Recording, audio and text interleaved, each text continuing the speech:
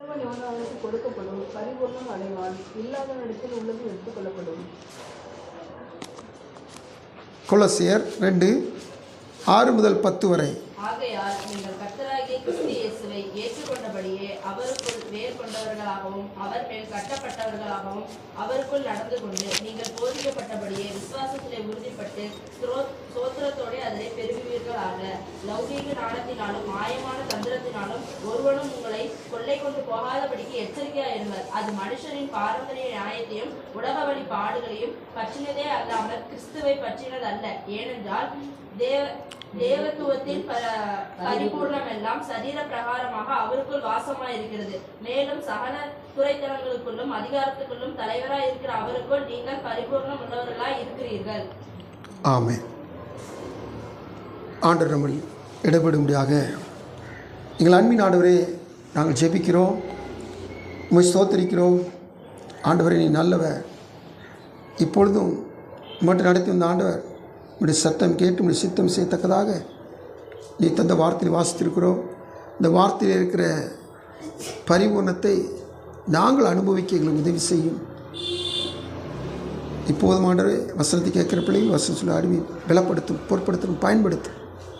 எங்கள் ஒவ்வொருவருக்கும் இந்த வார்த்தைகள் வாழ்நாள் முழுவதும் பிரயோஜனமாக இருக்கத்தக்கதாக பரிசுத்தாவின் உதவியாக மீட்பர் இயேசுவின் மூலம் எடுக்கிறோம் ஜெபங்கள் நல்ல பிதாவே. ஆமென். ஹல்லேலூயா. கர்த்தருடைய நாமம் மகிமைப்படுவதாக. ஆண்டவர் மத்திய 25:29 என்ன சொன்னார்? ஆண்டவர் பரிபூர்ணமும் அடைவான் சொல்லி ஃபியூச்சரை குறித்து பேசினார். இங்கே பவுல் கொலோசியர் 2:10 சொல்கிறாரு, அவருக்குள் நீங்கள் இருக்கிறீர்கள். அல்லேலூயா.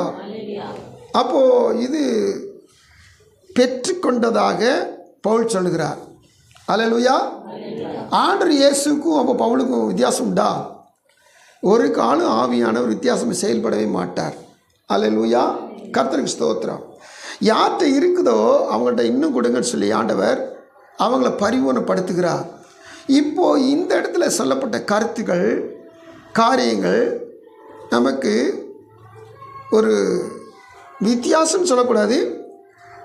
ஆனால் நம்ம பெற்றவர்கள் அப்படின்னு சொல்லி பவுல் சொல்கிறார். பெற்றிருக்கிறீர்களே அப்படின்றார், பெற்றிருக்கிறீர்கள் அப்படின்றார். அப்போது நாம் மெய்யாகவே பெற்றிருக்கோமா அப்படின்னு சொல்லி கேட்டிங்கன்னா இப்போ கொஞ்சம் ஆராய்ச்சி பண்ணி பார்த்தா தான் நமக்கு நல்லா விளங்கும். ஏன்னு சொல்லி கேட்டிங்கன்னா 9ஆம் வசனம் சொல்லப்பட்டிருக்குது, தேவத்துவத்தின் பரிபூர்ணம் எல்லாம்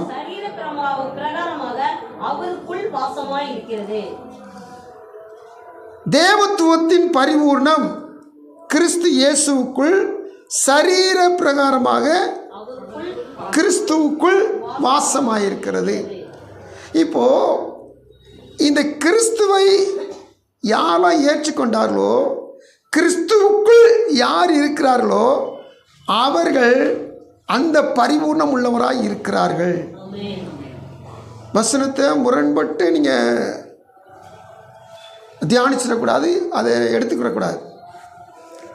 யார் கிறிஸ்துவுக்கு உள்ளே இருக்கிறாங்களோ அவங்க பரிபூர்ணம் உள்ளவர்களாக இருக்கிறார்கள். அல்லேலூயா. கர்த்தருக்கு ஸ்தோத்திரம். அப்போது கிறிஸ்துவுக்கு உள்ளே நான் வந்திருக்கேன்னு சொல்லிட்டும் நான் இன்னும் பரிபூர்ணம் இல்லைன்னா இன்னும் கொஞ்சம் வெளியே தான் நிற்கிறேன்னு அர்த்தம். இல்லைங்களா?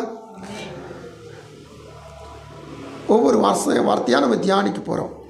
அப்போ வந்து வசனம் சொல்லுது, சகல துறைத்தனங்களுக்கும் அதிகாரத்துக்கும் தலைவராக இருக்கிற அவருக்குள் நீங்கள் பரிபூர்ணம் உள்ளவர்களாக இருக்கிறீர்கள். அவருக்குள், அந்த அவருக்குள்ன்ற வார்த்தை தான் இன்றைக்கி முக்கியமான ஒரு வார்த்தை. அவருக்குள் வாசமாக இருக்கிறது, அவருக்குள் நீங்கள் பரிபூர்ணமாக இருக்கிறீர்கள், பரிபூர்ணம் உள்ளவர்களாக இருக்கிறீர்கள். அப்போ இயேசு கிறிஸ்துக்குள்ளே என்ன பரிபூர்ணம் இருக்குதோ, நான் இயேசு கிறிஸ்துவுக்கு உள்ளே நான் போயிட்டேன்னா அந்த பரிபூர்ணம் எனக்குள்ளே இருக்குது. கர்த்தருக்கு ஸ்தோத்திரம். இதை முதல்ல விளங்கினா தான் அடுத்து நம்ம உள்ளே நுழைஞ்சு தியானத்துக்கு நேரம் போக முடியும். அப்போ இதை நல்லா விளங்கிட்டோம்னா தொடர்ந்து வசனங்கள் வாசிக்கிற பொழுது நான் செய்ய வேண்டியது என்ன, இந்த பரிபூர்ணம் உள்ளவனாய் நான் காணப்பட நான் செய்ய வேண்டியது என்ன, அப்படி ஒரு கேள்வி கேட்டோம்னா அதுக்கு தான் பதில் நம்ம வாசித்தோம். 6ஆம் வசனத்திலிருந்து வாசித்தோம். அதுலேயும் கூட 6ம் 7ம் தான் முக்கியமான ஒரு வார்த்தைகள் அடங்கிய பகுதி. அதில் நம்ம வாசித்த வசனம் சொல்லுது பாருங்க. ஆகையால் நீங்கள் கர்த்தராகிய கிறிஸ்து இயேசுவை ஏற்றுக்கொண்டபடியே அவருக்குள் வேர் கொண்டவர்கள். ஒவ்வொரு வார்த்தையா பாருங்க. அவருக்குள் வேர் கொண்டவர்கள். ஏற்றுக்கொண்டபடியே வேர் கொள்தல், ஏற்றுக்கொண்டபடியே அவர் மேல் கட்டப்படுதல், அவருக்குள் நடந்து கொள்ளுதல், அதுக்கடுத்து போதிக்கப்பட்டபடியே விசுவாசத்தில் உறுதிப்படுதல், அடுத்து ஸ்தோத்திரத்தோட பெருகுதல். ஒவ்வொரு காரியங்களை குறித்து கொஞ்சம் கொஞ்சமாக நமக்கு இருக்கிற சமயத்து இருந்தாப்புல நம்ம தியானிக்க போகிறோம். இந்த வார்த்தையில் நல்லா கவனித்து பார்க்கும்போது நான் எப்படி பரிபூர்ணம் உள்ளவனாக இருக்கணும் அப்படின்னா நான் செய்ய வேண்டியது என்ன? பவுல் சொல்லிட்டார், முடிச்சிட்டார். நீங்கள் உள்ளவர்களாக இருக்கிறீர்கள்னு சொல்லி முடிச்சிட்டார். ஆனால் உண்மையிலேயும் நான் பரிபூர்ணம் உள்ளவனாக இருக்கிறேனான்னு பார்த்தா இல்லை, பரிபூர்ணத்துக்கு நான் நடத்தப்பட்டு வர்றேன். அப்போது பவுல் சொல்லுவது ஃபினிஷ் வரன்னு சொன்னீங்கன்னா கொலோசியர் 2:6-7 சொல்லப்பட்ட வார்த்தை இது நம்மகிட்ட இருக்கணும். அடுத்து 8 சொல்லப்பட்ட ஒரு ஜாக்கிரதை. 8 என்ன சொல்லப்பட்டிருக்குது? உலக ஞானம், பிலாசபின்னு சொல்லுவாங்க. லௌகீக ஞானம், மாயமான தந்திரம், இதில் ஒருவனும் உங்களை கொள்ளை கொண்டு போகாதபடிக்கு எச்சரிக்கையாயிருங்கள். இன்னைக்கு எங்கே பார்த்தாலும் என்ன நடக்குது? நூதனமான காரியங்களை சொல்லி உங்களை பயப்படுத்த பார்க்குறாங்க. ஏதாவது ஒன்று சொல்லி என்னச்சுன்னா அவங்கள ஈர்க்க பார்க்குறாங்க. ஆரம்பத்தில் சொல்லியிருக்கிறேன், ஒரு முறை வந்து பாருங்களேன் அப்படி சொல்லுவாங்க. அவங்களும் ஆராதனை நடத்துகிறாங்க, நம்மளும் ஆராதனை நடத்துகிறோம். தேவ சமூகத்தில் அப்படியும் கொஞ்சம் இழுத்து பார்ப்பாங்க. இங்கே வசனம் சொல்ல பாருங்க, ஒருவனும் உங்களை கொள்ளை கொண்டு போகாதபடிக்கு. எதில் கொள்ளை கொண்டு போவாங்க? உலக ஞானத்தில்.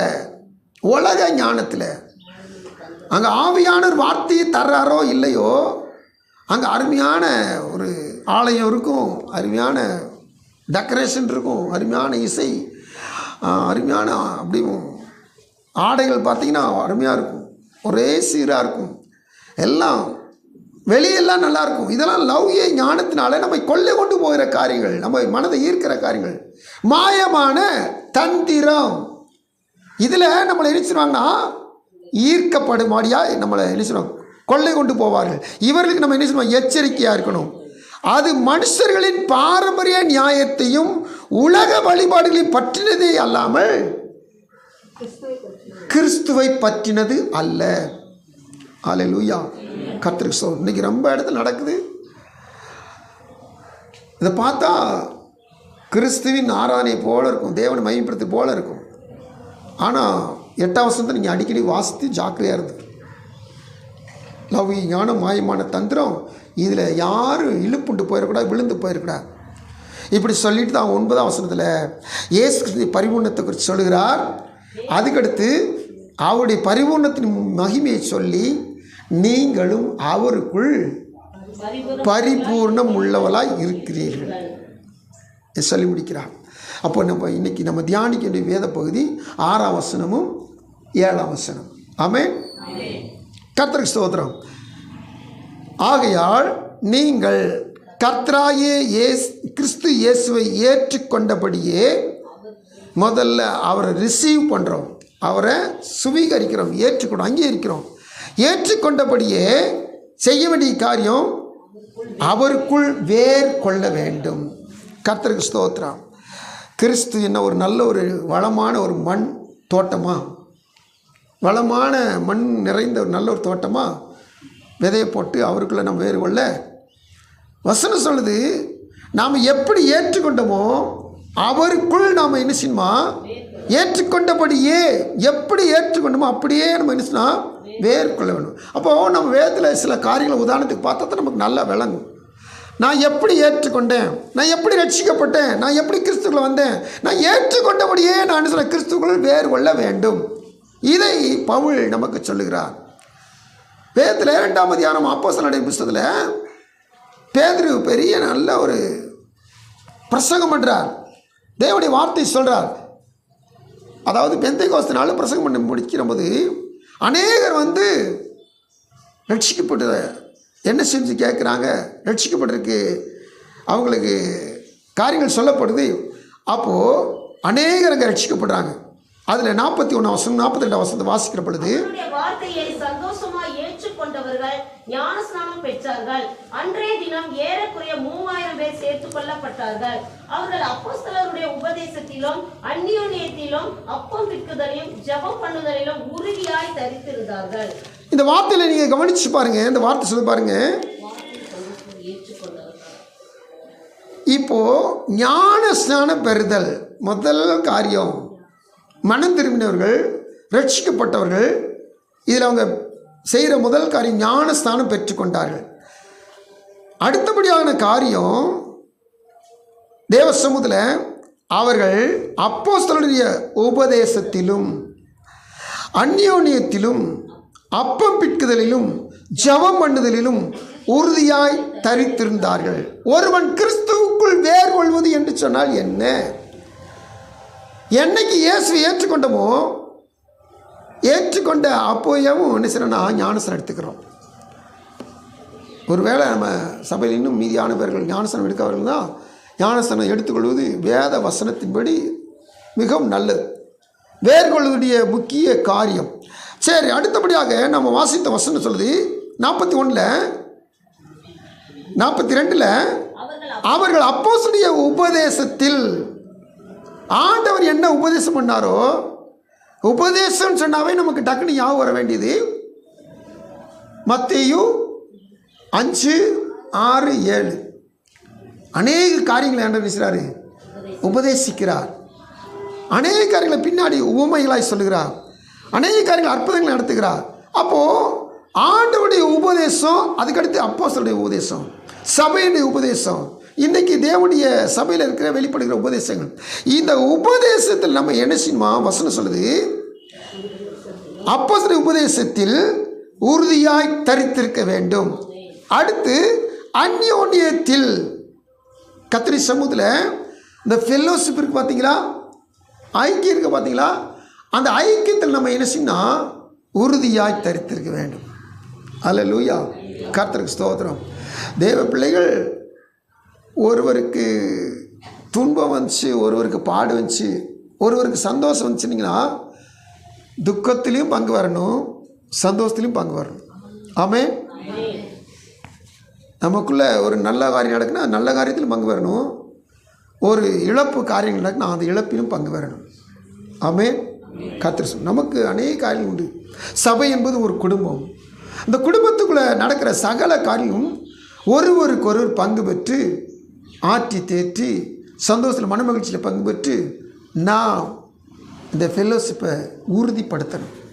சரி, அடுத்தபடியாக வசனத்தில் பாருங்கள், அப்பம் பிற்குதல், திருவிருந்து ஆராதனையில் பங்கு பெறுதல். நான் தகுதி இல்லைன்னு சொல்லிட்டு நம்ம என்ன செய்யணும்? சில நேரத்தில் வேகம் ஓடிடும். அல்லட்டு இவங்களோட போய் நான் தகுதி இருக்க முடியுமா, இவங்களோட உட்கார முடியுமா அப்படின்னு சொல்லிட்டு அசட்டே என்றோம். இல்லாத பட்சத்தில் மாதந்தோறும் உண்டு இல்லை, அடுத்த மாதம் பார்த்துக்கலான்னு போயிடும். கர்த்தரோடு ஒப்புரவாகி எப்படியாவது பரிசுத்த பந்தியில் கலந்து கொண்டோம்னா நித்திய பந்தியில் போய் நம்ம சேர்வதற்கு ஸ்லாக்கியமாக இருக்கும், ஒரு வாலிவாசலை திறக்கும். ஆமென். கர்த்தருக்கு அடுத்தபடியாக வார்த்தை சொல்லி பாருங்கள், ஜெபம் பண்ணுதலிலும் உறுதியாய் தரித்திருந்தார்கள் அவங்க. ஆனால் நமக்கு வசனம் சொல்லுது, ஜெபம் பண்ணுவதில் உறுதியாக இருக்கணும். கர்த்தருக்கு ஸ்தோத்திரம். நல்லா கவனிங்க. இன்னும் ஜெபம் பண்ண தெரியல தேவ சமூகத்தில் சொல்லி நீங்கள் யாருமே சொல்லக்கூடாது. உங்களுக்கு நீங்கள் ஸ்கூலுக்கு போகும்போது என்ன தேவையோ அந்த தேவையை சொல்லி உங்கள் அப்பா அம்மாட்ட கேட்குறீங்க. இதுபோல் பரம தகப்பன்ட்ட கேட்குறது தான் ஜெபம். உங்களுக்கு என்ன தேவை அதை கேட்கு. உங்களுக்கு என்ன பாதுகாப்பு வேணும், உங்களுக்கு என்ன ஞானம் வேணும், அறிவு வேணும், இதெல்லாம் தேவன்கிட்ட கேட்கறதுக்கு பிறகு ஜெபம். அல்லேலூயா. குடும்பஸ்தர்கள் இருக்கீங்க, அருமையான சகோதரிகள் இருக்கீங்க, முதியவர்கள் இருக்கீங்க. நீங்கள் தேவசமூகத்தில் எனக்கு ஜெபிக்க தெரியாது மட்டும் இருந்தால் எப்படியாவது தேவசமூகத்தில் உங்கள் காரியங்களை சொல்லுங்கள், சபையின் காரியங்களை சொல்லுங்கள். தேவனுடைய சமூகத்தில் உங்களுடைய நண்பர்கள், குடும்பத்தார் யாருடைய ரட்சிப்பை சொல்லுங்கள். எல்லாருக்கான தேவசனம் என்னச்சுங்க சோபன். இப்போ ஒவ்வொரு காரியம் பார்க்கிற பொழுது நான் கிறிஸ்துவுக்குள் வேறு கொள்ள செய்ய வேண்டிய காரியம் திருமுழுக்கு, உபதேசம், அந்யோன்யம், அப்பமிட்டுதல், ஜெபம். இது முதல்ல அந்த 3000 பேர் ரட்சிக்கப்பட்டப்ப கிடைத்த ஒரு தகவல்கள். அடுத்து நம்ம வேதத்தில் வாசிக்கிறோம், அப்போஸ்தலர் 8ஆம் அதிகாரத்தில் ஒரு மனுஷன் ரட்சிக்கப்பட்டான். அவன் யார் சொல்லி கேட்டிங்கன்னா, கந்தாய தேசத்து ராஜஸ்திரிக்கு ஒரு பொக்கிஷங்களுக்கெல்லாம் மந்திரியாக இருந்த ஒரு மனுஷன். அவன் ரட்சிக்கப்பட்டான். அவன் ரட்சிக்கப்பட்டு இப்போது அதாவது பிலிப்பு போய் அவருக்கு சுவிசேஷம் சொல்லி ரதத்தில் உட்காந்து ரட்சிப்பை பற்றி பேசுகிற, இயேசுவை பற்றி பேசுகிறார். அந்த ஆள் வாசித்துக்கிட்டார், ஏசை எதிர்க்க வாசித்தார். அதுக்கு விளக்கம் சொல்லி அவருக்கு ரட்சிப்பு சொல்லிட்டார். அப்போது அந்த ஆள் ஒரு நதியை பார்த்த மாத்திரம், ஒரு ஆற்றை பார்த்த மாத்திரத்தில் தண்ணீர் இருக்குதே, நான் ஞானசம் பெற்றுக்கொள்ளமானா? அப்போது அவர் சொல்கிறாரு 35ஆம் வசனத்துலேருந்து 38 வரைக்கும் வாசிங்க. 8, 35, 30.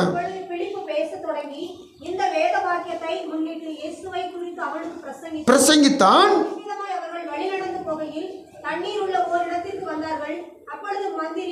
இதோ தண்ணீர் இருக்கிறதே, நான் ஞானஸ்தானம் பெறுவதற்கு தடை என்ன என்றான். அவனா சொல்றான், ஞானஸ்தானம் என்பது ஊழியக்காரங்களா, நீ ஞானஸ்தானம் எடு, நீ மனம் திரும்பிட்ட, நீ ரட்சிக்கப்பட்டு சொல்லிட்டு இருக்கக்கூடாது. அவங்களா வாலண்டியர் அனுப்பிச்சணும், நான் ஞானஸ்தானம் எடுக்கிறேன், இயேசுவை ஏற்றுக்கொண்டல், வசனத்தை ஏற்றுக்கொள், அவங்களா சொல்லணும். அதற்கு பிலிப்பு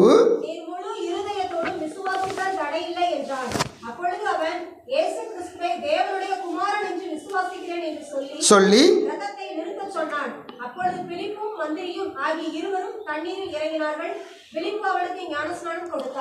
இப்போ நீங்க கண்டுபிடிச்சு சொல்லணும். 2ஆம் அதிகாரத்தில் ஞானஸ்தானம், உபதேசம், அந்யோன்யம், அப்பமிட்டுதல், ஜெபம் குறித்து பார்த்தோம். அங்கே இல்லாத ஒன்று இங்கே என்ன இருக்குது? இல்லை, தண்ணி. நான் என்ன சொன்னா, தண்ணி இருக்கணும். விசுவாசம் என்ன போட்டிருக்குது?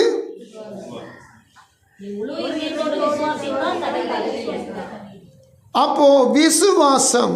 கிறிஸ்துவுக்குள் வேர் கொள்வதற்கு நம்மகிட்ட இருக்க வேண்டியது ஸ்தோத்திரம், உபதேசம். ஆண்டவர் அநேக உபதேசங்கள் சொல்லி வச்சிருக்கிறார். மன்னிக்கிறத குறித்து சொல்லி வச்சிருக்கார், ஜெபிக்கிறத குறித்து சொல்லி வச்சிருக்கிறார், உபவாசத்தை குறித்து சொல்லி வச்சிருக்கிறார், அப்புறம் தான தர்மம் குறித்து சொல்லி வச்சிருக்கிறார். நம்முடைய பார்வை எப்படி பார்க்கணும், நம்முடைய சிந்தை எப்படி இருக்கணும், இதெல்லாம் உபதேசத்தில் என்ன சார் 5, 6, 7 மத்தையில் சொல்லி வச்சிருக்கிறார். இப்படி சொல்லி வச்ச ஆண்டவர் இப்போ அந்த இதெல்லாம் சொல்லி வச்சிட்டாரு. அதை நான் விசுவாசித்தேனா, அதுதான் முக்கியம். இது பிலிப்பு நல்ல தெளிவாக கேட்டார். நீ முழுத்தோடு விசுவாசிக்கிறியா? விசுவாசத்தில் ஞானத்தை எடுக்க தடை கிடையாது. அப்போது மந்திரி என்ன சொன்னா, இயேசு கிறிஸ்துவை தேவனுடைய குமாரன் என்று விசுவாசிக்கிறேன் என்று சொல்லி, இப்போ இவர் கேட்குறாரு, அவனும் அக்செப்ட் பண்ணுறான். ஆமா, நான் இயேசுவை தேவனுடைய குமாரன் என்று விசுவாசிக்கிறேன். அப்போ இன்னைக்கு நாம் எக்காரணம் ஒன்றும் விசுவாசத்தில் நினைச்சிருந்தோம்னா நம்ம வேறு கொள்றோம்னு அர்த்தம். வேறு கொள்ளணும். எங்கே வேறு கொள்ளணும்? கிறிஸ்துவுக்குள் வேறு கொள்ளணும். எப்படி நம்ம ஏற்றுக்கொண்டோம்? இயேசுவை சொந்தரட்சை ஏற்றுக்கொண்டோம்னா இப்போ அந்த ஒவ்வொரு காரியெல்லாம் பார்த்து கொண்ட காரியங்களாம் பார்த்துட்டு நம்ம வேறு கொள்ள வேண்டும். அடுத்து 10ஆம் அதிகாரத்தில் கொர்நேலியும் ரட்சிக்கப்படுறான். கொர்நேலியு வீட்டில் பேதுரு பிரசங்கம் பண்ணார். பிரசங்கம் பண்ணிக்கிட்டு இருக்கும் போதேவும் பரிசுத்த ஆவியை பெற்றுக்கொள்கிறாள். 43, 44 வசனம் வாசிங்க.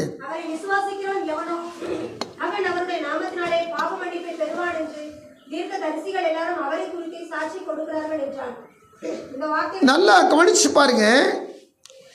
இங்க வார்த்தைய பிரசங்கித்து கொண்டிருக்கும் போதேவும் இன்னும் ஞானஸ்தானம் பெறல. ஆனா என்ன செஞ்சிட்டாரு? அபிஷேகத்தை பெற்றுக்கொண்டார். கொர்நேலியும் வீட்டார் அனைவரும். வார்த்தை வந்துக்கிட்டே இருக்குது. வந்துக்கிட்டு இருக்கும் போதே எல்லாரும் பல பாஷைகளை பேசுகிறாங்க, கர்த்தரை மையப்படுத்துகிறாங்க, கர்த்தரை துதிக்கிறாங்க. இப்போது இது முடிஞ்சு பேதுரு போய் சபையில் போய் இருக்கிறாரு. இந்த வீட்டில் சாப்பிட்டதுனால அங்கே ஒரு தர்க்கம் வருது. அப்போ பேதுரு நடந்ததெல்லாம் சொல்கிறார். 11ஆம் அதிகாரத்தில் 15, 16 மட்டும் வாசிங்க. நான் பேச தொடங்கின பொழுது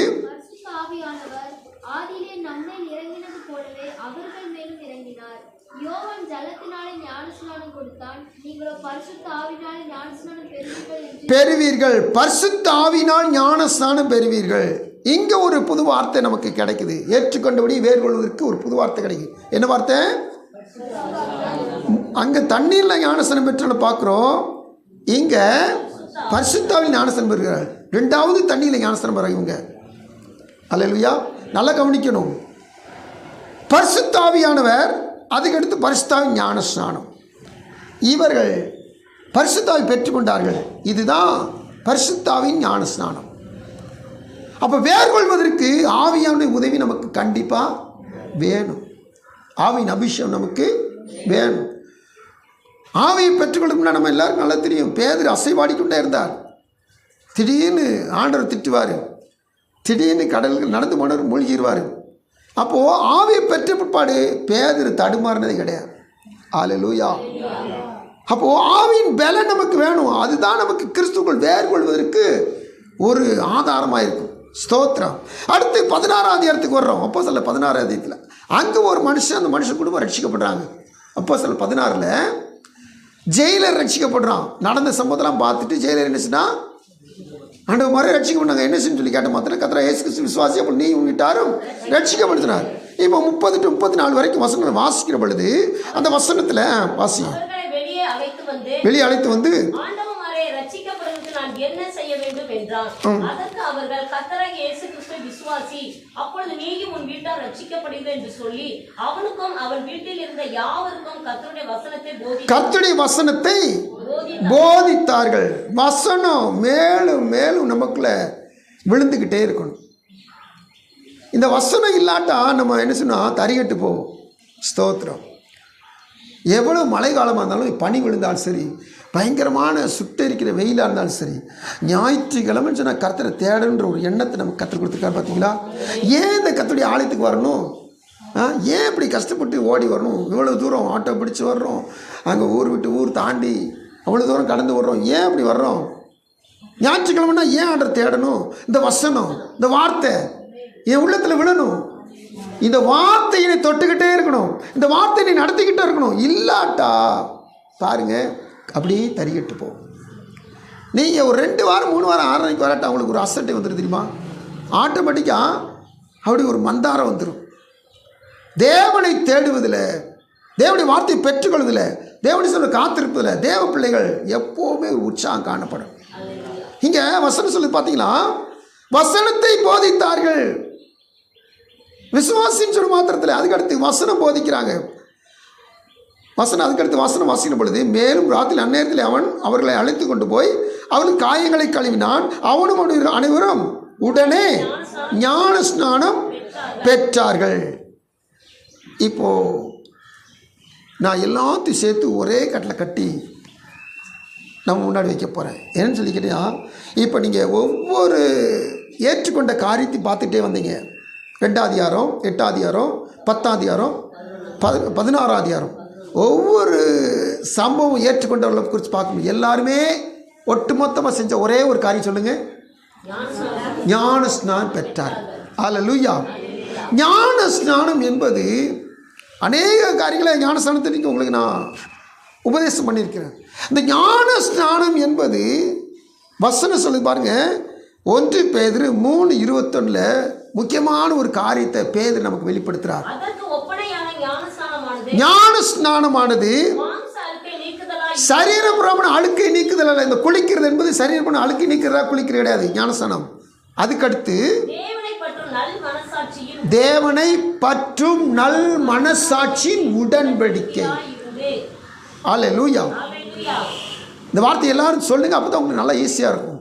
தேவனை பற்றும் நல் மனசாட்சியின் உடன்படிக்கை. தேவனை பற்றும் நல் மனசாட்சி. என் மனசாட்சியில கர்த்தரோடு கூட என்ன செய்ய, நான் ஒரு உடன்படிக்கை, ஒரு கான்ட்ராக்ட் போடுறேன், ஒரு கவனன்ட். இந்த கையில் வச்சிருக்க பார்த்தீங்களா பைபிள், அது என்ன எழுதிருக்குது? இது 2ஆ பிரிக்கும் போது எப்படி சொல்லுவோம்? பழைய ஏற்பாடு, புதிய ஏற்பாடு. இது ஆங்கிலத்தில் எப்படி சொல்லுவோம்? அந்த டெஸ்டமென்ட் சொல்ற பார்த்தீங்களா? இதை இன்னும் மூல பாஷைக்கு போனோம்னா ஓல்டு கவனன்ட், நியூ கவனன்ட். அதாவது பழைய உடன்படிக்கை, புதிய உடன்படிக்கை. இந்த கவனன்ட் இதுதான் கான்ட்ராக்ட். அல்லேலூயா. இயேசுவோடு கூட நான் தேவனை பற்றும் நல் மனசாட்சியின் உடன்படிக்கை நான் செஞ்சிருக்கேன். ஞானஸ்தானம் பெற்றவங்க எந்த காரணத்தை கொண்டும் ஏதாவது ஒரு இடத்துல நின்று அங்கே அவங்க கும்பிட நானும் கும்பிடுன்னு சொல்லி கும்பிட்றாதீங்க. ஏன்னா நீங்கள் எங்கே உடன்படிக்கை செஞ்சுருக்கீங்க? இயேசுவோடு கூட நீங்கள் மறிச்சிருக்கீங்க. மறுத்த நீங்கள் உலக வழிபாட்டில் சிக்கிக்கொள்ளக்கூடாது. அல்லேலூயா. இயேசுவோடு கூட உடன்படிக்கையில் நீங்கள் மறுத்தவங்க இயேசுவோடு உயிரோடு எழுந்திருக்கீங்க. நீங்கள் மறிச்சிட்டீங்க, நான் நீங்கள் உயிரோடு எழுந்துட்டீங்க. இப்போ இயேசுவை போல இருக்கீங்க. நான் இயேசுவை போல வாழன். இப்போ நான் வேர் கொள்கிறேன். உடன்படிக்கையில் நான் நிலை நின்னா தான் வேர் கொள்ள முடியும். அல்லேலூயா. உலக பிராணம் விதை போட்டாச்சுன்னா நல்ல நிலமாக இருந்தாலும் சரி அதுக்கு மழை பெய்யணும். அப்போது அந்த விதை நிச்சயம் முளைக்க ஆரம்பிச்சிடும். இப்போ இந்த உபதேசங்கள் தான் நமக்கு வேர் கொள்வதற்கு, கிறிஸ்துவுக்குள் வேர் கொள்வதற்கு ஆதாரமாக இருக்கிறது. அல்லேலூயா. ஒவ்வொரு காலையில் பாருங்கள், அநேக காரியங்களை ஒவ்வொன்றும் நம்ம டீப்பாக போனால் நமக்கு சமயம் காணன்றனால கடகடன் போயிட்டே இருக்கேன். சரி, முதல்ல ஏற்றுக்கொண்டபடியே அவருக்குள் வேர் கொள்தல். சரி, அடுத்து கொலோசியரில் பவுல் நமக்கு என்ன சொல்லி கொடுத்தாரு? கட்டப்படுதல். பாருங்க, அவருக்குள்ள வேர் போடுறது ஸ்ட்ராங்கு. அதாவது வேர்லேயும் பாடத்தில் படிச்சிங்கல்ல, சயின்ஸில் படிக்கும்போது ஆணி வேர் இருக்கும், சல்லி வேர் இருக்கும், அப்படி வேர்கள் வகைகள் இருக்கும். இதை கிறிஸ்துவுக்குள்ள வேர் போடும்போது நல்ல ஆழமாக என்ன சொல்ல வேர் போட்டணும். இப்போ வேர் போட்ட பிற்பாடு இப்போ கிறிஸ்துவின் மேல் கட்டப்பட வேண்டும். வசனத்தில் பாருங்க, கிறிஸ்துவின் மேல் கட்டப்படுதல். 1 கொரிந்தியர் 3ஆம் அதிகாரத்தில் நம்ம எல்லாருக்கும் தெரிஞ்ச வேத வாக்கியம் 11 முதல் 15 வரை உள்ள காரியங்களை நம்ம பார்க்கிற பொழுது இந்த வசனம் சொல்லுது, போடப்பட்டிருக்கிற அஸ்திபாரமாகிய இயேசு கிறிஸ்து தான் அஸ்திபாரம். இந்த அஸ்திபாரத்தின் மேலே நம்ம கட்டப்படணும். அல்லேலூயா. இயேசு கிறிஸ்து நல்ல ஒரு கட்டிடத்துக்கு மூளைக்கல் அவர் தான், தலைக்கல் அவர் தான், அஸ்திபாரங்கள் அவர் தான். இவர் தான் அஸ்திபாரம். இந்த அஸ்திபாரத்தின் மேல் நான் என்ன செய்யணும்னு சொல்லி கேட்டீங்கன்னா கட்டணும். போடப்பட்ட அஸ்திபாரத்தின் மேலே நான் கட்டப்படணும். வாசிங்க. ஒருவன் அந்த அஸ்திபாரத்தின் மேல், எல்லாரும் கவனிங்க, பொன் வெள்ளி விலையேறப்பட்ட கல் மரம் புல் வைக்கோல் ஆகிய இவளை கட்டினால் அவனுடைய வேலைப்பாடு வெளியாகும். ஏனெனில் அது அக்கினியாலே வெளிப்படுத்தப்படும். அவனவனுடைய வேலைப்பாடு எத்தனை உள்ளது என்று அக்கினியானது பரிசோதிக்கும். அதன் மேல் ஒருவன் கட்டினது நிலைத்தால் அவன் கூலியை தருவான். ஒருவன் கட்டினது வெந்து போனால் அவன் நஷ்டமடைவான். அவனோ ரட்சிக்கப்படுவான். அதுவும் அக்கினியில் அகப்பட்டு தப்பினது போல் இருக்கும். தேவ பிள்ளைகளே, இந்த கட்டப்படுதல் என்பது முக்கியமான ஒரு காரியம். நம்ம எல்லாருமே கட்டுறோம். இன்றைக்கி தேவ சமூகத்தில் உங்கள் எல்லாருக்கும் நல்லா தெரியும். ஆரம்பத்தில் சொன்ன லௌகி ஞானம், மாயமான தந்திரம், அநேக இடங்களில் வாலிபரில் கூட்டுறது எப்படி? போடு, ஒரு ட்ராமா போடு, ஒரு சினிமா போடு, ஒரு சர்க்கஸ் போடு, ஒரு கிளப்பு மாதிரி ஒன்றை உருவாக்கு. சர்ச்சுக்குள்ளே வாலிபர் தன்னை போல் சபையை தேடி வருவாங்க.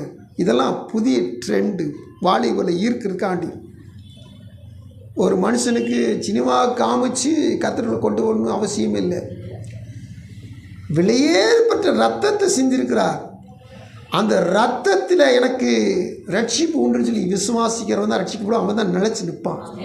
ஒரு நாடகத்தை பார்த்து, ஒரு சினிமா பார்த்து நாங்களும் சினிமா எடுக்கணும்னு சொல்லி இன்றைக்கி சினிமா ரொம்ப பேர் எடுக்கிறாங்க. இன்றைக்கி பெரிய பெரிய ஊழியக்காரங்க அவங்கள கதை எழுதுகிறாங்க, அவங்களா இன்னமும் செய்கிறாங்க, கதை சினிமா எடுக்கிறாங்க. இதெல்லாம் சொல்லிக்கிட்டு தான் நமக்கு நேரம் வேணாது. நல்லா கவனிச்சு பாருங்கள், எல்லாருமே கட்டுறாங்க. வசனம் சொல்லுது, பொன் வெள்ளி விலையேறப்பட்ட கல் மரம் புல் வைக்கோல் இதெல்லாம் கட்டுறது. என்னது இதெல்லாம்? இதான் சினிமா போடுறது, ட்ராமா போடுறது, பெரிய திரள் கூட்டத்தை கூட்டுறது, பெரிய கூட்டத்தை கூட்டுறது. ஸ்தோத்திரம். நீங்கள் பொண்ணை வச்சு கட்டிங்கன்னா இன்றைக்கி 1 பவுன் 1 லட்ச ரூபாய்க்கு சொல்கிறாங்க, 8 கிராம் இப்படி சொல்கிறாங்க. இதை வச்சு கட்டினா நம்ம எவ்வளோ தான் கட்ட முடியும்? ஃபவுண்டேஷனோட வராது. சாரி, நம்ம ஒன்றுமே செய்ய முடியாது. பேசக்கூட முடியாது. அப்போது அது என்ன மறைஞ்சி கிடக்கும் பொண்ணை வச்சு கட்டுறதுன்னு வச்சுக்கணும். நான் சொல்கிறேன் உங்களுக்கு விளங்கலைன்னு நினைக்கிறேன். மண்ணை தோண்டி தங்கத்தை வச்சு கட்டுறோம், எண்ணத்தை போட்டாலும் ஃபவுண்டேஷனை கூட மூட முடியாது நம்மளால். மறைஞ்சி கிடக்கும் உள்ள பொண்ணினால் கட்டினது. அதுக்கடுத்து கொஞ்சம் வெள்ளி, அதை கூட விலை குறைவு தான், அதனாலையும் கட்டினாலும் கஷ்டம்தான். அதுக்கடுத்து விலையேறப்பட்ட கற்கள், மார்பிள், கிரானைட்டை வச்சு கட்டுறோம், இது கொஞ்சம் விலை குறை, அதை விட கொஞ்சம் குறை விலை, அப்போ இதை வச்சு கொஞ்சம் கட்டிடலாம். சரி, அதுக்கடுத்து வருது பாருங்க வசனம், மரத்தை வச்சு கட்டுறீங்க, அதுக்கடுத்து புல்லை வச்சு கட்டுறீங்க, அதுக்கடுத்து வைக்கோலை வச்சு கட்டுறீங்க. நல்லா கவனித்து பார்க்கணும். இது எல்லாத்தையும் ஒரு நாள் பொன்னையும் வெள்ளியும் கல்லையும் மரத்தையும் புள்ளையும் வைக்கோலையும் கத்தர் உள்ள எல்லாத்தையும் அக்கினிக்குள்ள விடுவார். எல்லாத்தையும் அக்கினி பட்சிக்கும். எது நிலைச்சு நிற்கும் சொல்லுங்களேன்? பொண்ணு வெள்ளியும் கொஞ்சம் என்ன செய்யணும், நிலச்சி நிற்கும், உருகிட்டு அப்படியே நிற்கும். நல்லா கவனிங்க. கஷ்டப்பட்டு பிரயாசப்பட்டு எத்தனையோ பாடுகளை பட்டு பொண்ணை வாங்கி கட்டி அப்பா கொஞ்சோண்டு நிலச்சி நிற்கிது. இன்றைக்கி கூட்டத்தை கூட்டிருக்காண்டி வைக்கோல், ஒரு லாரி நிறைய வைக்கோல் நீங்கள் ஏற்றிட்டு போங்க, மொத்தத்துக்கு அந்த லாரி இருக்க வைக்கோல் எவ்வளோ இருக்கும்? காசு ரொம்ப குறையாக இருக்கும். ஒரு லாரி வைக்கோலை 1 கிராம் தங்கத்தை கொடுத்து வாங்கிடலாம். அப்போ 1 கிராம் எவ்வளோ தண்டி இருக்கும்? பொடிசாக இருக்கும். 1 லாரி வைக்கோல் எவ்வளோ இருக்கும்? பெருசாக இருக்கும். அப்போ எது பெருசாக தெரியுது உலகத்துக்கு? வைக்கோல் தான் பெருசாக தெரியுது. ஆனால் வைக்கோலே 1 கிராம் தங்கத்தையும் தாங்க தீக்கில் விட்ட மாத்திரத்தில் எல்லாம் பொசுங்கி போயிடும். அல்லேலூயா. இன்னைக்கு அப்படி தான் நடக்குது. நீங்கள் நான் சொன்னால் உங்களுக்கு சாண்டமாக இருக்கும், ஏன்னா சிலர் அதைத்தான் விரும்புவீங்க. இன்றைக்கி பாருங்கள், எதுக்குடா புகை போடான்னு தெரியல. ஜெபக்கூட்டம் நடந்துக்கிட்டு இருக்கு, வாரம் நடந்துக்கிட்டு இருக்கு, எதுக்குடா புகை எழுப்புறான்னு தெரியல. தேவ சமுதிரம் காத்துட்டு தேவ பிள்ளைகளே, நாம் அதில் ஈர்க்கப்படும் சொல்லி அவங்களுக்கு நல்லா தெரியும். அது புகையை வச்சு ஆளை கூப்பிட்றான்னு. கலர் கலர் லைட்டை போட்டால் ஆராதனை மகிமையாக இருக்குமா? ஆவியான இறங்குவாரா?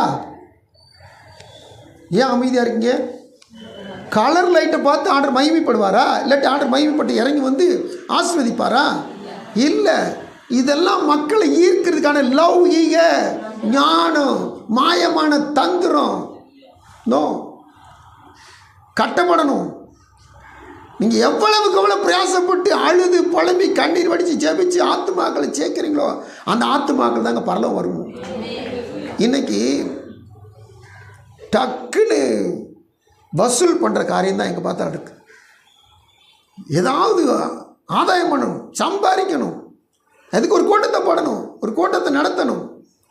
கர்த்தருக்கு ஸ்தோத்திரம். ஒரு ஊழியக்காரங்க தெரிஞ்ச ஃப்ரெண்டோட மாமனார் இறந்துட்டார், ஊழியக்கார் இறந்துட்டார். உடனே மகன் பொறுப்படுத்தான். மகன் ரட்சிக்கப்படலை, உலகத்தான் ரட்சிக்கப்படலை. பாருங்க, அவன் நல்லா தந்திரம் பண்ண. என்னென்னா, எங்கள் அப்பா இறந்துட்டார், இனி நான் ஊழியத்தை செய்வேன், ரைட்டு, சபை நடத்துவேன், ரைட்டு. என்ன செய்ய போகிறான்னா, வாரந்தோறும் ஒரு ஊழியக்காரை கூட்டு, பிரசித்தி பெற்ற ஊழியக்காரனை கூட்டு, நல்ல கூட்டம் வரும், காணிக்க வரும். அவருக்கு கொஞ்சம் கொடுத்துட்டு மிச்சத்தை காணிக்க நான் வச்சுக்கலாம். ஜம்பம் பழிக்கலை. அல்லேலூயா. இப்போ அவங்க மருமகன் தான், அவர்கிட்ட கூட குறிப்பிட்ட பணத்தை வாங்கிட்டு தான் இந்த பையன், அதாவது ஊழியக்கார மகன் மச்சன்ட்ட ஊழியத்தை கொடுத்தாப்புல. இப்போ கத்திரிக்கையில் நல்ல ஊழியம் நடந்துக்கிட்டு இருக்கு. அல்லேலூயா. தேவசபர் காத்திருக்கு தேவ பிள்ளைகளே, இந்த பாருங்க நல்லா கவனிச்சுக்க. கட்டப்படணும். வசனம் பார்த்தோம், விலையேறப்பட்ட கற்கள்னாலும் சரி எல்லாமே தீக்கு தாங்காது. அப்போது நான் கட்டுறது ஏற்படுத்தணும். 5 தாளந்தும் 2 தாளம் தான் நம்ம வாசித்தோம். அந்த 5 2ல் 2 பேர் நினச்சிட்டான், சும்மா இருக்கலை, ஆக்டிவேஷனில் இருந்தாங்க, செயல்பட்டுக்கிட்டே இருந்தாங்க. அதனால தான் அவங்களுக்கு எஜமாடி சந்தோஷத்துக்குள் பிரவேசிக்க முடிஞ்சிச்சு. ஆண்டவர் கைவேலை அல்லாத அந்த ராஜ்யத்தில், அந்த கட்டிடத்தில், அந்த அரண்மனையில் நம்மை பிரவேசிக்க வைக்கணும்னா, நான் தேவ சமூகத்தில் கட்டப்படுதல் எதை பார்த்து நான் கட்டணும்? சரியாக கட்டணும். அஸ்திபாரத்து மேலே சரியானதை கட்டணும். இல்லாட்டா எல்லாமே வெந்து போகும். வசனம் சொல்லுது, அவன் ரட்சிக்கப்படுவான். ஆனால் அவனுடைய ரட்சிப்பு எப்படி இருக்குமா? தீயில் அகப்பட்டு தப்பினது போல் இருக்கும். நீங்கள் எரியிற வீட்டுகளில் ஐயோ ஒரு மரத்தினாச்சு காப்பாற்றுறது, ஒரு மரத்தை எரிஞ்சிக்கிட்டு இருக்க மரத்தை காப்பாற்றுறீங்க வச்சுங்க, அந்த மரம் எப்படி இருக்கும் தெரியுமா? கருகி போயிருக்கும், கருப்பாக இருக்கும். ஏன்னா தீயில் அகப்பட்டு தப்பினது. ரட்சிக்கப்பட்டிருக்கேன், ஆனாலும் கூட நான் இந்த காரியம் செஞ்சுட்டேன். அப்போ ஒரு மகிமையாக தேவனை சொல்ல பிரவேசிக்க முடியாது, வெக்கத்தோடு தான் தேவனை சொல்ல பிரவேசிக்க முடியும். அல்லேலூயா. கட்டப்படுதல் என்பது மிக முக்கியமான காரியம். அடுத்து கொலோசியர் நம்ம பவுல் என்ன சொல்கிறாரு? கட்டப்படுதல். மூணாவது காரியம் அவருக்குள் நடந்து கொள்ளுதல். எங்க நடக்கணுமா? அவருக்குள் நடந்து கொள்ளுதல். கிறிஸ்துவுக்குள் இருந்தால் அவன் புது சிருஷ்டி. 2 கொரிந்தியர் 5:17 வாசிக்கிறோம். நீ கையெடு, கண்ணத்திலிருந்து கையெடு. கிறிஸ்துவுக்குள் புது சிருஷ்டியாக இருக்கிறான், பழையவைகள் ஒழிந்து போயின, எல்லாம் புதிதாயின. அப்போது கிறிஸ்துவுக்குள் இருக்கிற ஒரு அனுபவம் என்னன்னு சொல்லி கேட்டிங்கன்னா, நான் ரட்சிக்கப்பட்டேன், அந்த உபதேசத்தை கேட்டேன்.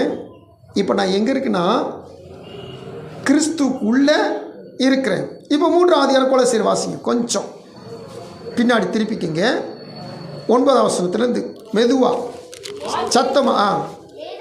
ஏனென்றால் தேவத்துவத்தின் பரிபூர்ணம் எல்லாம் பாருங்க, தேவத்துவத்தின் பரிபூர்ணம் கிறிஸ்துவுக்குள் வாசமாயிருக்கிறது. தொடர்ந்து வசனம் வாசிக்கிற பொழுது,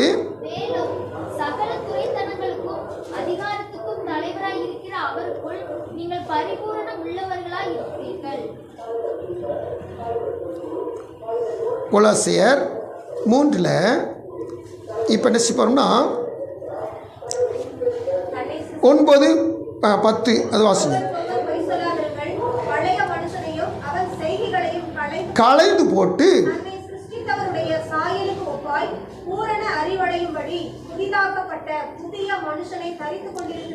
இங்க பாருங்க, ஒருவன் கிறிஸ்துவுக்குள் இருந்தால் புது சிருஷ்டி. ஒருவன் எப்படி கிறிஸ்துவுக்குள்ள நடக்கும்னு சொல்லி கேட்டிங்கன்னா, நான் கிறிஸ்துவுக்குள்ளே இருந்து நான் என்னுடைய செயல்களை செய்யணும். இப்போ செயல்களை செய்யும்போது இந்த வசனம் சொல்லுது, 9 சொல்லுது, பொய் சொல்லாத பழைய மனுஷனை. நான் இதுவரைக்கும் பேசி வந்த பொய், நான் இதுவரைக்கும் பேசி வந்த நடந்து வந்த தாறுமாறு, நான் இதுவரைக்கும் பழகி வந்த பழக்கங்கள், இதெல்லாம் பழைய மனுஷனுடைய செய்கிற நினைச்சுன்னா அகற்றிவிட்டு களைந்து போட்டு என்னை அல்லது தன்னை சிருஷ்டித்தவருடைய சாயலுக்கு ஒப்பாய் பூர்ண அறிவடையும்படி புதிதாக்கப்பட்ட புதிய மனுஷனை தரித்து கொண்டிருக்கிறீர்களே. புதிய மனுஷனை கிறிஸ்துவுக்குள் இருப்பதுனா புதிய மனுஷனை தரித்து கொள்கிற ஒரு அனுபவம். இப்போது வசனங்களை நாம் கடகடன் வாசிக்கிறான நல்லா விளங்கி கொள்ளுங்க. அதில் கிரேக்கன் என்றும் யூதன் என்றும் விருத்தஸ்தனம் உள்ளவன் என்றும் விருத்தஸ்தனம் இல்லாதவன் என்றும் இல்லை, புறஜாதியன் என்றும் புற தேசத்தானம் என்றும் இல்லை, அடிமை என்றும் சுயாதீனன் என்றும் இல்லை, கிறிஸ்துவே எல்லாரிலும் எல்லாமாய் இருக்கிறார். ஆகையால் நீங்கள் தேவனால் தெரிந்து கொள்ளப்பட்ட பரிசுத்தரும் பிரியுமாய் உருக்கமான இரக்கத்தையும் தயவையும் மனத்தாழ்மையும் சாந்தத்தையும் நீடிய பொறுமையும் தரித்து கொண்டு கிறிஸ்துவுக்குள் நடப்பது என்று சொன்னால் இந்த செயல்களை தரித்து கொண்டு ஒருவரை ஒருவர் தாங்கி ஒருவர் பேரில் ஒருவருக்கு குறைபாடு உண்டானால் கிறிஸ்து உங்களுக்கு மன்னித்தது போல ஒருவருக்கு ஒருவர் மன்னியுங்கள். கிறிஸ்துவுக்குள் நடப்பது என்று சொன்னால் 16 வசனத்தில் பொறுமையை சொல்லப்படுகிறது, 12 வசனத்தில் மன்னிப்பு குறித்து சொல்லப்படுது. இவை எல்லாவற்றின் மேலும் பூரண சற்குணத்தின் கட்டாய அன்பை சொல்லுங்க தரித்து கொள்ளுங்கள். பொறுமை, மன்னிப்பு, அன்பு, தேவ சமாதானம் உங்கள் இருதயங்களில் ஆழக்கடவது. இதற்கென்றே நீங்கள் ஒரே சரீரமாக அழைக்கப்பட்டிருக்கிறீர்கள். நன்றி அறிதல் உள்ளவர்களாயும் இருங்கள். இப்போ திரும்பி சொல்கிறேன், பொறுமை, மன்னிப்பு, அன்பு, இப்போ நன்றி அறிதல். அல்லேலூயா. அப்போ தேவசமுத்திரம் இன்னும் வாசிக்க பாருங்க 17 வரைக்கும். கிறிஸ்துவின் வசனம் உங்களுக்குள்ளே சகல ஞானத்தோடும் பரிபூர்ணமாக வாசமாக இருப்பதாக சங்கீதங்களினாலும் கீர்த்தனைகளினாலும் ஞான பாட்டுகளினாலும் ஒருவருக்கொரு போதித்து புத்தி சொல்லிக்கொண்டு உங்கள் இருதயத்தை கர்த்தரை பக்தியுடன் பாடி என்னென்ன வகை சொல்லப்படுது அப்படிலாம் செஞ்சு கர்த்தரை என்ன செய்யணுமா? ஃபார்மாலிட்டிக்கு பாடக்கூடாது. எப்படி பாடணுமா? பக்தியுடன் பாடி வார்த்தையினாலாவது கிரியினாலாவது நீங்கள் எதை செய்தாலும் அதையெல்லாம் கர்த்தராகிய இயேசு கிறிஸ்து நாமத்தினாலே செய்து அவர் முன்னிலையாக பிதாவாகிய தேவனை ஸ்தோத்தரியுங்கள். அல்லேலூயா. கர்த்தருக்கு ஸ்தோத்திரம். அப்போ தேவ சமூகத்தில் இந்த ஸ்தோத்திரத்தை திரும்பி பின்னாடியும் பவுல் இந்த கொலோசியரில் சொல்ல போகிறார். ஆண்டு சோதனை காத்துக்கு தேவைப்படலை. நடந்து கொள்வதென்றால் இந்த காரியங்கள் எல்லாம் கிறிஸ்துக்குள் நடக்கிறவர்களுக்கு அனுபவத்துக்குள்ளே வரணும். போதிக்கிறது மட்டும் இல்லை நாம் கிறிஸ்துவுக்குள்ளே நடக்கணும். அதுக்கு அடுத்தபடியாக கொலோசியர் 2 வசனம் வாசிக்கிறோம். நீங்கள் போதிக்கப்பட்டபடியே விசுவாசத்தில் உறுதிப்பட்டு 2 இணைச்சு போதிக்கப்பட்டபடியே விசுவாசத்தில் நிச்சயமா உறுதியாக இருக்கணுமா? கர்த்தருக்கு சொல்கிறோம். நமக்கு ஆண்டவர் போதித்ததை அப்போஸ்தலர் போதிச்சாங்க. அப்போஸ்தலர் போதித்ததை வேதத்தில் பதிவு செய்யப்படுது. இந்த போதிக்கிற போதையின்படியே நாங்கள் என்ன செய்வோம்? நம்ம என்ன செய்வோம்? விசுவாசத்தில் உறுதிப்படணும். இந்த காலத்தில் விசுவாசம் என்பது மங்கி போகிற காலமாக இருக்கிறது. அல்லேலூயா.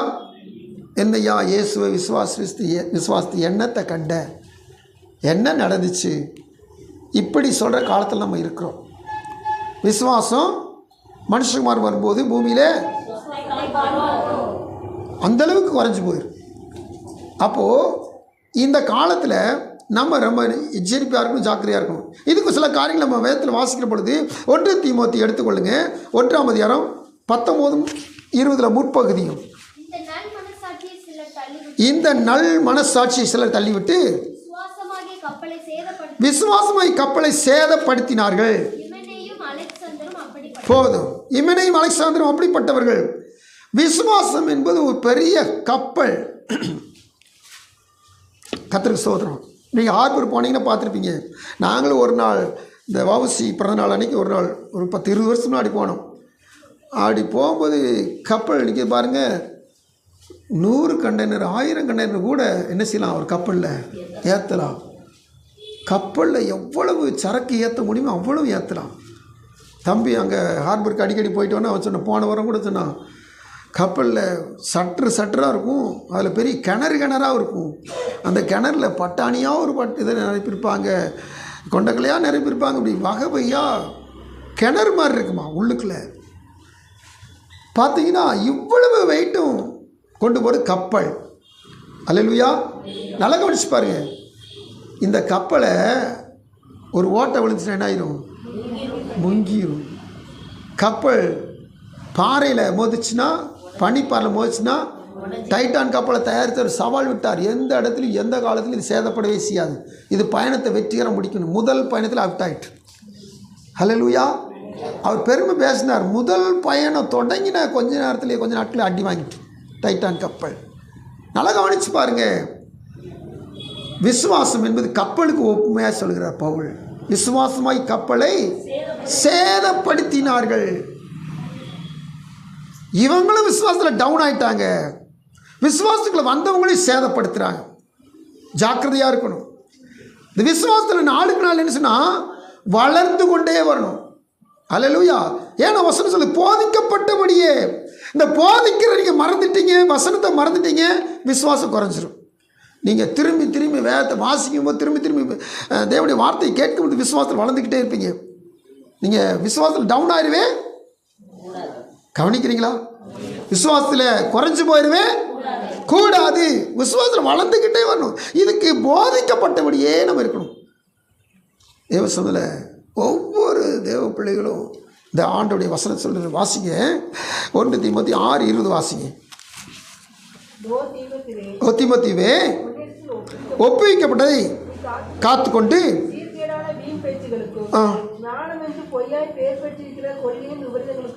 விலகு. கர்த்தருக்கு ஸ்தோத்திரம். என்ன காரியம் நடக்கு பாருங்க. உடன் ஊழியருக்கு சொல்கிறார், ஓ தீமோத்தேயுவே, உன்னிடத்தில் ஒப்புவிக்கப்பட்டதை நீ காத்துக்கொண்டு, அதாவது சீர்காடான வீண் பேச்சுகளுக்கும் ஞானம் என்று பொய்யாய் பெயர் பெற்றிருக்க கொள்கையின் விபரீதங்களுக்கும் விலகு. விசுவாசத்தில் வளரும்னு சொன்னீங்கன்னா சீர்கேடான வீண் பேச்சுகளுக்கு, ஆமாம் ஸ்தோத்திரம். இன்னைக்கு நீங்கள் யூடியூப்பை எடுத்துட்டிங்கன்னா பார்த்தீங்கன்னா, எங்கள் வீட்டில் இடையில பார்த்தோம், ஒரு சின்ன பிள்ளை மாதிரி இருக்கும், ஏஐ ஒரு ஆள் இருப்பார், இவன் ஏதோ கேள்வி கேட்பான், அந்த சின்ன பிள்ளை ஒரு பதில் சொல்லும். 100 வயசுக்காரங்க பேசுகிற மாதிரி பேசும். தேவ சமூகத்தில் இது என்ன பக்தி விருத்தி உண்டாக்கும்? நமக்கு ஆவிக்கு வளர்ச்சிக்கு இது என்ன பயன்படும்?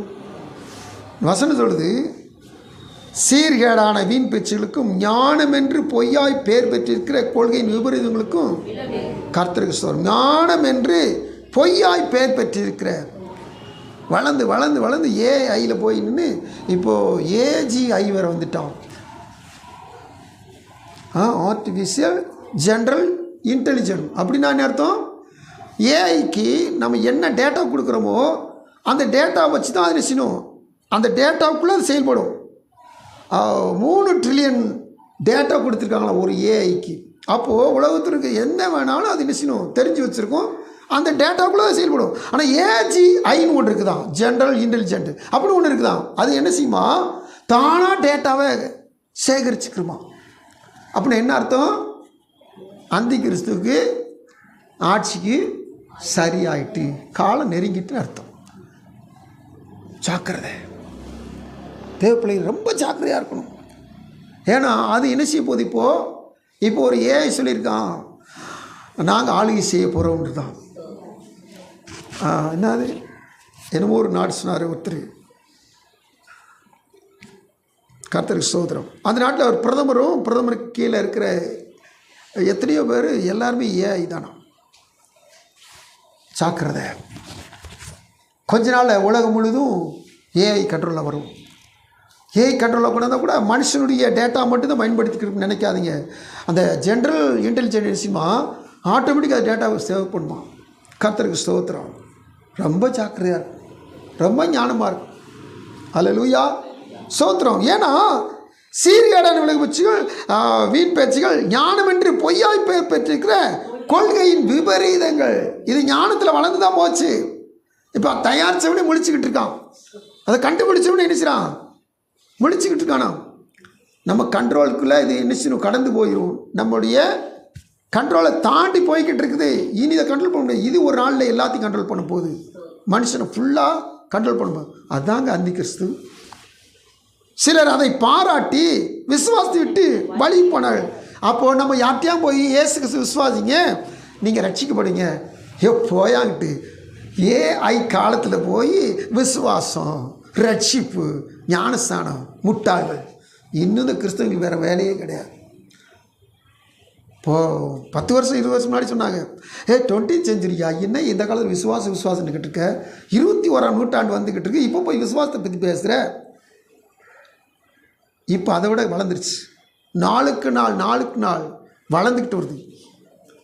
இந்த ஞானத்தில் நாம் போய் முங்கினோம்னா செத்தோம்.